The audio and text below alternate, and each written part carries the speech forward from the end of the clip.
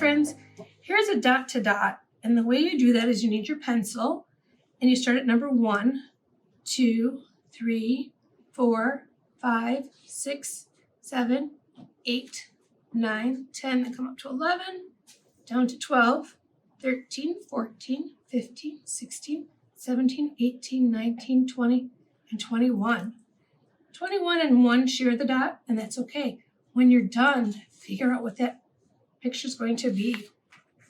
Here's some gingerbread science. It's making a prediction. That means, what do you think is going to happen before it happens? And it doesn't have to be right, but it's just making a prediction. It says the gingerbread man did not want to get wet. Predict what will happen if he gets wet. So write down some ideas of what might happen. You can talk to an adult about this, because what will happen if he gets wet? We're going to find out what happens when a gingerbread man gets wet. Draw a picture to show what the gingerbread man looks like before the experiment. So draw here. On the next page, it says, what happened? So what steps did you take to find out what happened if a gingerbread man gets wet? So you can write down one idea, or there's room for 5. What happens if the gingerbread man gets wet?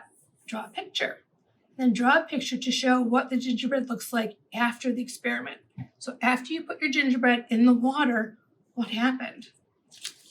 Then we have a game called the Gingerbread Write and Roll. You're going to need your dice.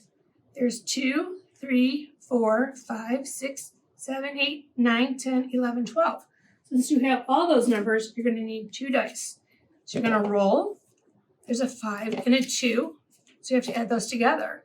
1, 2, 3, 4, 5, 6, 7. So you're going to go to word 7 and shade that in.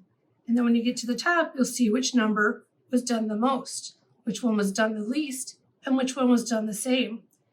Have fun with all this. Bye, friends.